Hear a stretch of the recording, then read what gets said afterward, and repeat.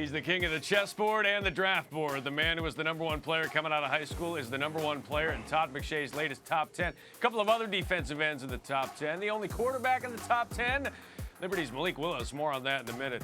Made my day to see the name Todd McShay in the rundown today. Todd, good to see you. Let's start with Kvon Thibodeaux, #1 on your board. What impresses you the most about him?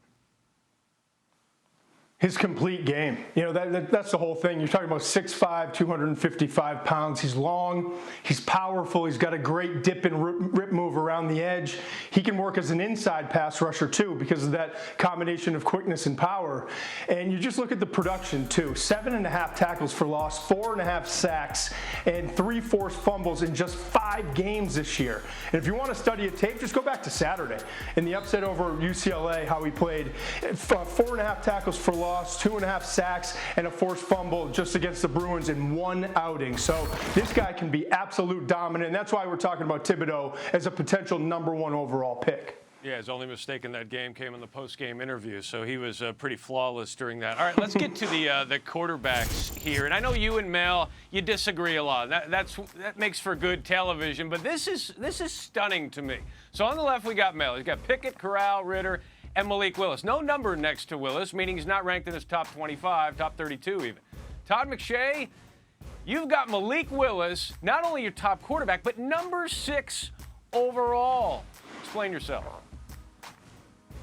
Kuiper's watching the wrong tape, in my opinion. I mean, I see a lot of Kyler Murray in Malik Willis. Just this excitable game that he plays, how explosive he is, creating, getting out of bad situations, throwing off platform, throwing off balance, and not only just, you know, dinking and dunking around, but 30, 40 yards down the field, lasers into tight spots. I'm so impressed with his game. I know the last 2 outings haven't been great. He's been a little bit dinged up, but if you look at his whole catalog and what he can bring to a team, he is a big-time difference maker, and he's the type of quarterback that NFL teams are looking for now, a guy who can come in and really extend plays and do things with his feet as he continues to learn the game. So listen, I love Kenny Pickett from Pitt and what he's done. He's moving up. Matt Corral has been really good for a second straight year in that Lane Kiffin offense, but I'll take Malik Willis in the top 10, and I think he has a really good chance to be the first quarterback selected.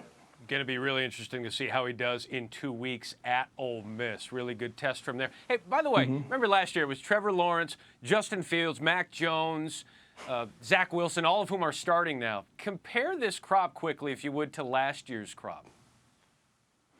Not nearly as good. I mean, we thought Spencer Rattler was going to build on what he did a year ago, winds up getting benched against Texas, and there's no end game in sight for him in terms of playing this year. So, and even Sam Howell from North Carolina has not had the year that we expected out of him. So those are 2 potential first-rounders coming into the year that no longer are really in the discussion.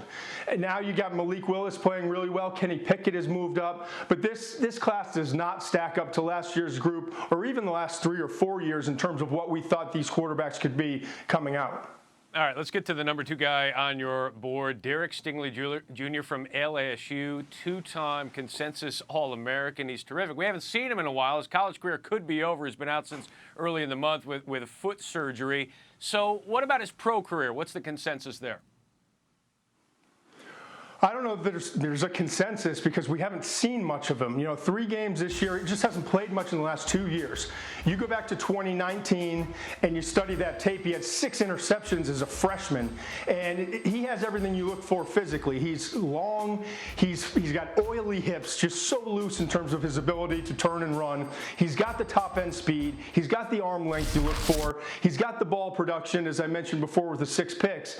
But is he going to be healthy enough? You've got to study the medical if you're an NFL team, and I think workouts are going to be critical for him, not just, you know, combine and pro day workouts, but individual workouts for teams, just trying to get a feel for where he is, and has his game slipped any, or has he been able, you know, post injury, is he going to be able to get back to the player he was in 2019? And if he is, I think he's got a chance to be a top 5 pick. He's that special from a talent standpoint.